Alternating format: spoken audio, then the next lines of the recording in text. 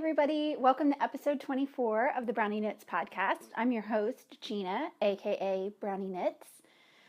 My little sidekick here with me today is Kennedy, aka Kiki. And she's a little clingy this week. Well, she doesn't like it whenever we get showered and ready and everything because she thinks we're leaving. And so when I do that, when I record for the podcast, she gets all anxious and kind of clingy, but she's been sick lately.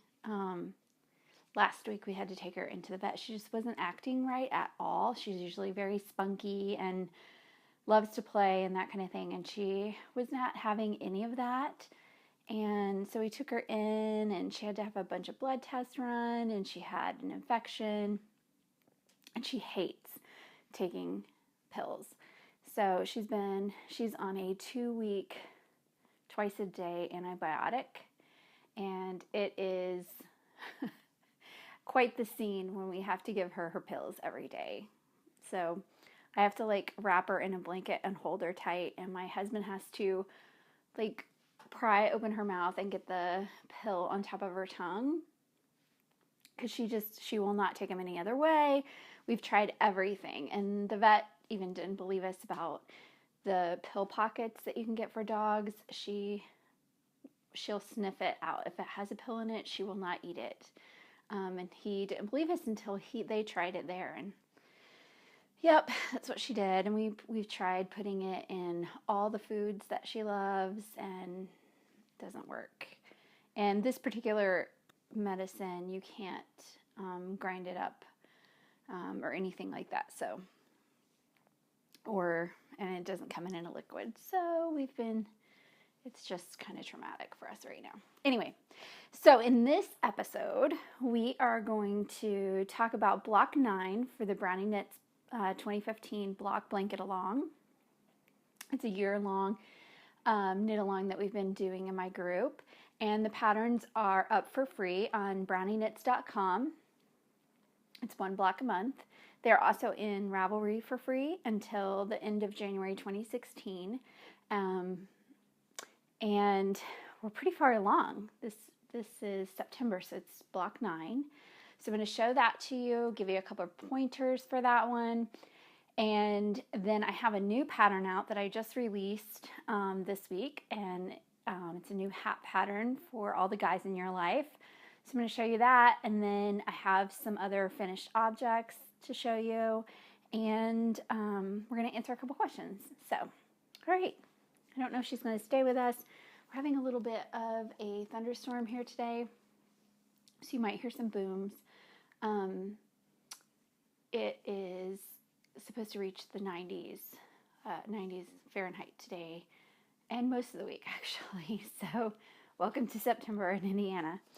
Okay. You wanting to stay up here? Can I hold you and do it too, you think? Okay. So block 9 is a cabled block. So you'll need your cable knitting, your cable needle. Can you sit down? There, good girl. Here it is. So we've got a couple different cables, 3 actually.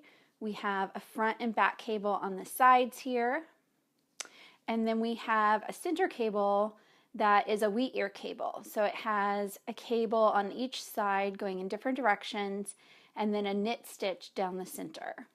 And then the cables are set off with some panels of reverse stockinette, and then 2 columns of stockinette stitch.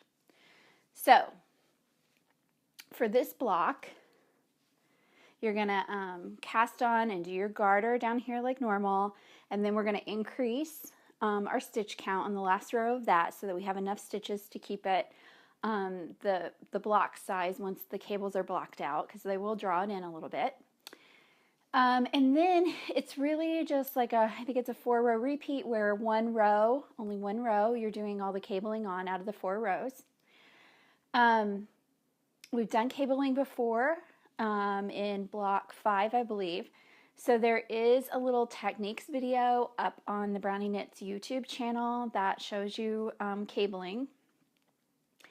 don't be afraid of cables. They are just moving. If your stitches are in this order, you're just kind of rearranging the order. That's all there is to it. So you'll need your cable needle if you are nervous about making mistakes, or you just don't like to have to rip back. If you do in a cable project, you can use a lifeline. So you could put your lifeline. I'd probably do it, do it on the same row every time, so that if you rip back, you know what row you're ripping back to. I like to do mine on the row right after I've cabled. So it's easy to slip through there. So cable, needle, lifeline, it is both written and charted, so that, you can take your pick of how you like to read a pattern. And one big note, it's very easy to miss this center knit stitch. So just make sure that you don't forget that little guy. He's kind of easy to skip over. And then I only had in the pattern for you to put your stitch markers where we have been normally on the sides to indicate our garter stitch edges. But if you want to, you could put in stitch markers anywhere along here when you have these transitions to help you remember that you have something else that you're supposed to be doing. But, after you do the first couple repeats down here, it becomes kind of pretty evident in the pattern where you're supposed to do different actions. So I hope you enjoy this one. This sample is knitted out of Barocco Vintage in the mushroom colorway. Hold it up for you. I need to block it. And then my second blanket, this one is knitted out of Dreamin' Color Classy, and this is in the Melon Balm colorway. Also needs to be blocked. And then don't forget, you're going to have a decrease row at your top garter there before you go and do the rest of your garter section, because we are increasing down here to make up for our cable width. So, all right, I hope you guys enjoy that one. And yeah, we only have, October, November, and December left after that. It's crazy to me that it's going that fast. So I hope you enjoy it. Let me know if you have any questions. I love seeing the photos that everybody's been uploading onto our Ravelry group in our Brownie Knits Ravelry group. And we have a block blanket thread that's been going along all year. So you can see everybody's work and the different color combinations and all of that there. So that's really fun to see. And you guys are doing a great job. All right, so that's the block 9. And then we have a new Brownie Knits for purchase pattern. So this is a hat pattern. It's named the Raleigh Brin Hat. It's named after my little nephew. He inspired this hat. I don't get to see him all that often. So in the pattern photos, you won't see him modeling it yet, but I'm hopeful that I will be able to see him soon and snap some photos of him in the child size. It comes in a child size for, kind of ages 4 to 12, depending on, how big of a head a 12-year-old has. And then it comes in an adult size that would go from, teenagers through adult men. And I released it as a pattern for guys, but, we are kind of lucky because the girls can wear it too. So it is knitted out of Anzula for better or worsted. This is the child size. This is Anzula for better or worsted and the colorway Elephant. So here's the child size, and for a frame of reference, here's the adult size. So you have a couple different cables in this hat. I'm very obsessed with cables as we go into fall here. So there are 2 different cables in this one.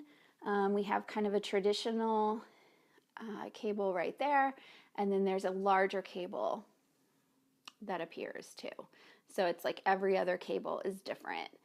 And it is knitted from the bottom up, and it actually spirals down into this nice little, the cables just kind of dissolve into the center.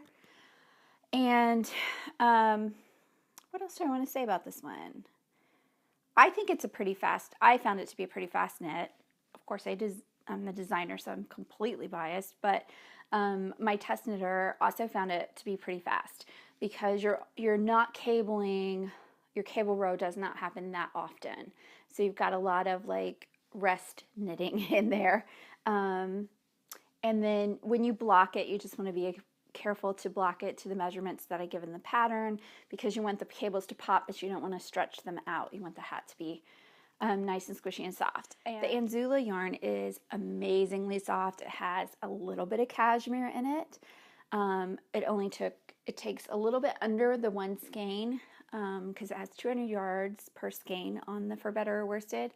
So it took about, I don't know, 180 I think is what I put just to be safe in the pattern for the child size. And then for the adult size, you have just a little bit of yarn left. You have like 8 yards left of it, but you can get it out of one skein. It is a luxury yarn, but it's well worth it for that one skein and make a great gift for the loved one in your life. So now, and you can see like it's pretty deep. Like, and my husband has, no offense, Patrick, but you kind of have a big head. So when he's modeling it in the photos, you can see how deep it is on him. So I'm not sure that you would really want to go much deeper than how it is in the pattern. That's why I wrote it that way. But I have kind of a small head. So I have kind of like a teenager, actually I have more like a 12-year-old head.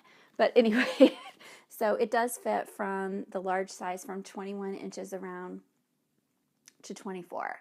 So, and then the child size is 17 inches to 20 inches. And I just love it. I hope you guys like it too. It's available in Ravelry, Craftsy, and Etsy on my Brownie Knits Etsy shop. It's $2.99, and it is both written and charted, so you can work from the instructions however you're most comfortable. Yeah, so I hope you guys like it. I had a lot of fun knitting it, and anyway, okay, that's all I have to say about it, I guess. Oh, I do have one other color to show you of it. So this is Elephant. Both the child and this one are the Elephant colorway. And this one is Mariana. And it is adorable as well. I love this color. It's so cushy, soft. Yay. Yeah, there you go. You can see that. All right. Okay, that's that. Kiki, are you deciding that you've had enough? You okay? You still okay? Ooh. She tried to jump and I tried to catch her.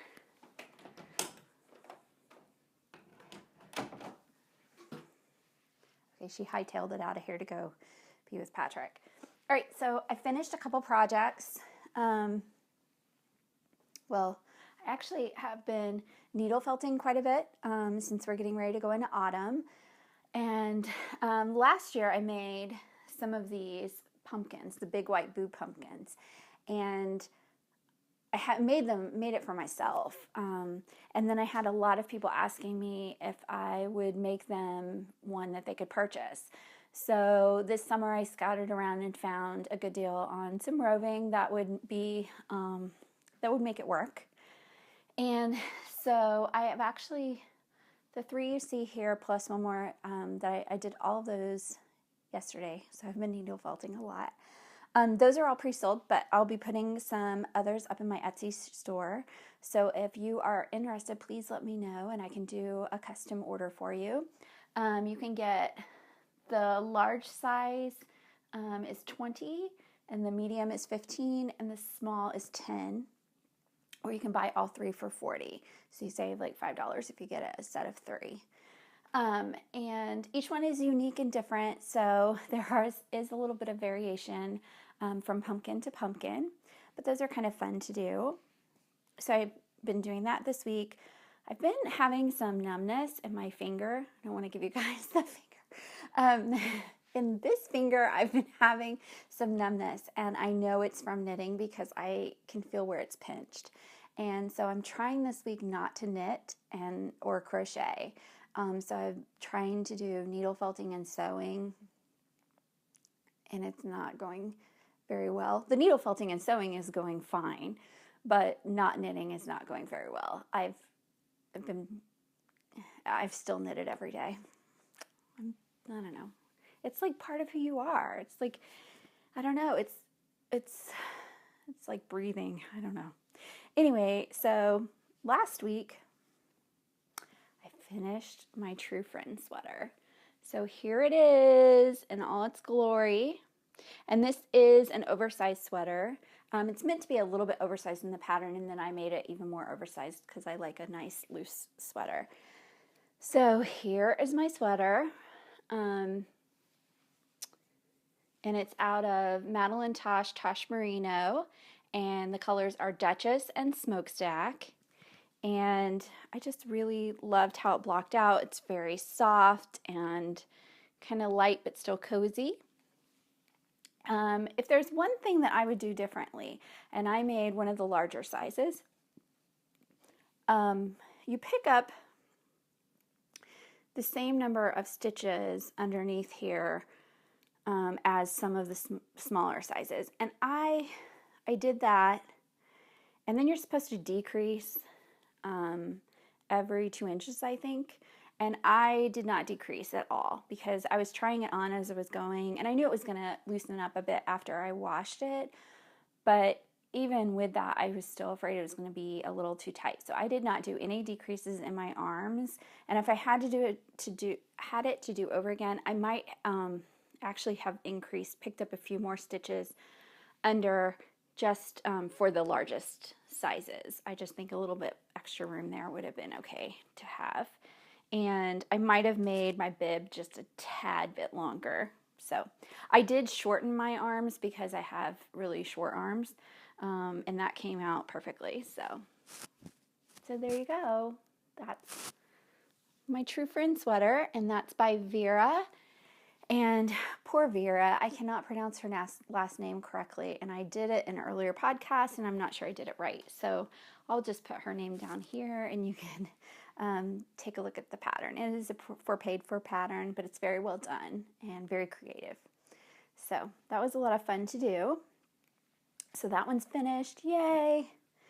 And then I also finished my little niece's skirt. Well, almost. I finished knitting it. I just need to put the waistband in.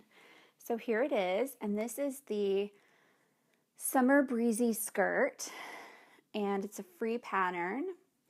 And I knitted, you're supposed to use a DK cotton, and I'm making it for fall and winter. So I used Malabrigo Rios, and then I just knitted it tighter to get the gauge to come out correctly.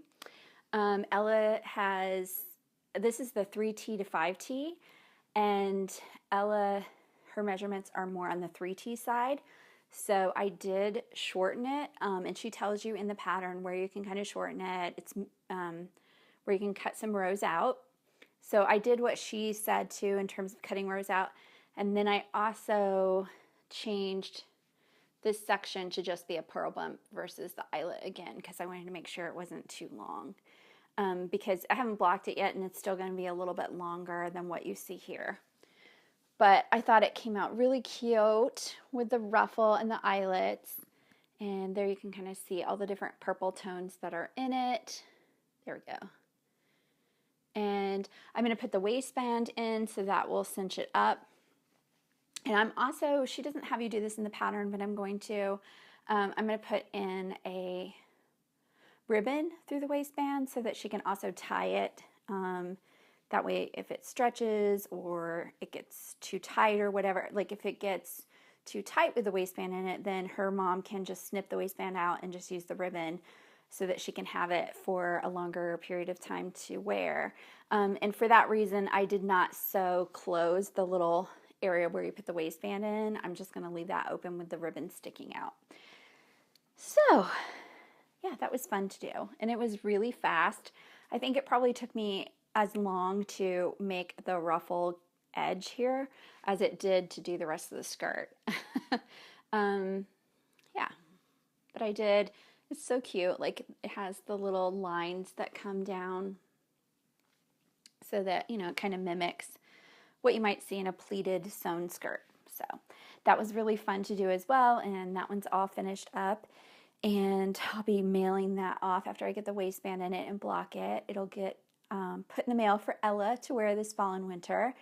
And I have a new hat pattern that I designed that'll come out in November. That is a slouchy newsboy hat, and the child size is Ella's size, and I made it in the yarn, same yarn to match. So she'll have her little hat to wear with her little skirt. So I think she will look adorable because she always looks adorable anyway. But so that was really fun to finish up. And yeah, right now in my knitting basket, I am taking a break this week from designing because I've been working on that so much. And so in my knitting basket, I just have a pair of socks that are live right now, I think. Yeah. I'm itching to start a new sweater, and I've just been trying to make myself take the break because my finger, and I just don't think I can do it. Anyway, let's see. What else did I have? I wanted to, okay. So I was looking at my notes. So before I do a couple questions, I wanted to remind you guys that you can register for our next giveaway, which is announced in the next podcast episode. So the second podcast in September will be the winner of the fall recipes and projects giveaway. And you can register for that thread in the Brownie Knits Ravelry group, fall recipes and projects. Post a picture of what fall or autumn projects you're working on, or if you're in the going into the opposite seasons, what spring or summer projects you're working on. Or you can share recipes as well. And you can do both. You can post as many times as you want. And the winner will receive a lovely skein of the Fiber Company's Canopy yarn and Madelinetosh Pashmina, and a little Knitting is Naughty sticker, and a stash book, and some little knit cards and stitch markers from Prairie Bag Works. So go up and register for that so that you can have a chance to win the giveaway. Okay, ask the podcaster questions from our thread that we had for a giveaway earlier this year that's closed. But I had a couple questions still to answer from viewers. So the first one is from Filipamac, and Filipa is from Portugal, and she asks, which is your favorite blanket project? And my favorite blanket project that I've done is actually a crocheted blanket. It's from Lucy of Attic 24. It's a free pattern. It's her Neat Ripple Afghan pattern, and here it is. Now, she has actually come out with a packet of these beach colors, but I did this way before she came out with that packet, and I used all leftovers. So mine are all leftover DK to fingering weight yarn in blues, browns, and whites. So I did this all from leftover stash yarns. And it's so cozy and so comfy, and it has all kinds of different fiber in it. It has silk, it has organic cotton, it has merino, superwash merino. Yeah, it really just kind of has it all. I'm trying to find, yeah. So this is on my bed all summer long as my extra blanket for when it's chilly in there. And I love it. And I was actually thinking the other day that I have so many sock leftovers now that I need to do another blanket. So maybe I'll do another one of those. It was really fun and relaxing. And I was pretty obsessed with it when I was working on it, and just kept, I'll do a couple more rows. And I really did, for most of them, I did 2 rows.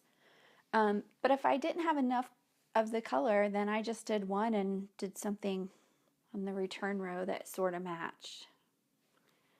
So that was a really fun blanket to do. Thank you for your question. The next question comes from Denmomma, who is Danae in Michigan. And she asks, I noticed on the podcast that you publish patterns on Ravelry, Craftsy, your blog, and Knit Picks. I'm interested in hearing about advantages and disadvantages each might have, as well as if one is more of a favorite of yours. So I do, all of my free patterns are up on Ravelry, Craftsy, and BrownieKnits.com. And all of my for purchase patterns are up on Ravelry, Craftsy, and my Etsy shop, and on BrownieKnits.com. If you check out through Brownie Knits, it actually goes through Ravelry, but you don't have to have a Ravelry account to do it. And then I have some patterns that are also in the Knit Picks Independent Designer Program.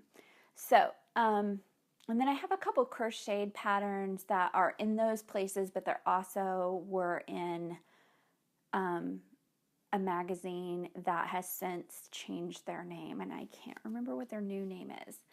But anyway, you can still get them on the other sites. So let's see, advantages and disadvantages. So for Ravelry, the advantages for Ravelry are that everybody, like so many people are on it.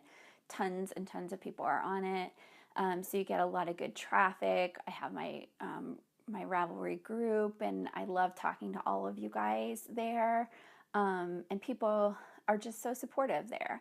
I hate to say it's a disadvantage because it doesn't bother me at all. But Ravelry, if you hit a certain sales number per month, then you have to pay them a little fee, and it's all based on how much you earn that month. And the only reason I list that as a disadvantage, like I said, it doesn't bother me at all. I think it's completely fair. But Craftsy and Knit Picks do not take any fees at the moment. I don't, they haven't yet. So that's one major difference between the two. Ravelry and Etsy both deal with the VAT thing through their systems, so that's good. So that's a definite advantage for those two systems. Etsy used to be kind of like a lot of work for selling digital patterns because they didn't used to have an automatic download feature, but now they do. So now you can put your digital files up, and when someone purchases the digital file, then it just goes ahead and gives them the link to download the file. So that is now an advantage of Etsy. And so all of the systems have that, that's how it works. I talked about the money aspect. Etsy is really what you make of it. So it's what you put into it in terms of marketing, on how many patterns you'll sell through there. Craftsy and Etsy and Ravelry, I've found that although there is overlap, I also think that there are different segments of groups that are only using one or the other. Or, because like Ravelry is primarily for knitting, crochet, spinning, and weaving. On Craftsy, you've got, sewing, cake decorating, like all these things. So there might be audience members or customers there that you might not find on Ravelry. Maybe they've been a sewer and now they're getting into knitting and they're looking around there for patterns. On Etsy, you might have people searching for a made item, and then they see your pattern and they think, oh, well, I can do that, or I'll buy it and my aunt can make it, or, whatever. And you can also, on Etsy, you have the advantage if somebody sees your pattern and they're not a knitter or crocheter, they can convo you, and if you're interested, you can make them your made garment. So those are some differences. Knit Picks is super supportive. If you get put in their IDP program, they work with you to give you yarn support, and you set up, you work with them to set up the page for your pattern, and yeah, they're just really good to work with, and they have a whole system set up for payments and all those types of things. I'm trying to think if there's anything else that I would say. I do have some patterns that will not be in knit picks if I get yarn support from another yarn supplier. Sometimes they have limitations on, you know, whether or not you can do a test in another yarn and that kind of thing, which is completely understandable. You're getting yarn support, so that's completely fine. But for that reason, you know, you might be zeroed in on where you can sell different patterns. And then I set up BrownieKnits.com a couple years ago just to have a website where I can list off everything that I do, my technical editing services and making garments and designing. And when I did that, I set it up so that the cart goes through Ravelry, and that's definitely an advantage if you're looking to put up a website, so you don't have to build your own thing and that kind of stuff. So let's see. If you have any more questions, feel free to ask me, and I can share with you what I do, which is not the only way to do it, and it's probably not even the best way to do it, but it's just what I've done. So, okay.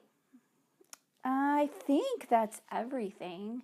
Like I said, I hope you guys enjoy knitting block 9. If you have any questions, let me know. And I hope that you guys like the Raleigh Brin Hat and find that a fun one to knit up for the men in your life.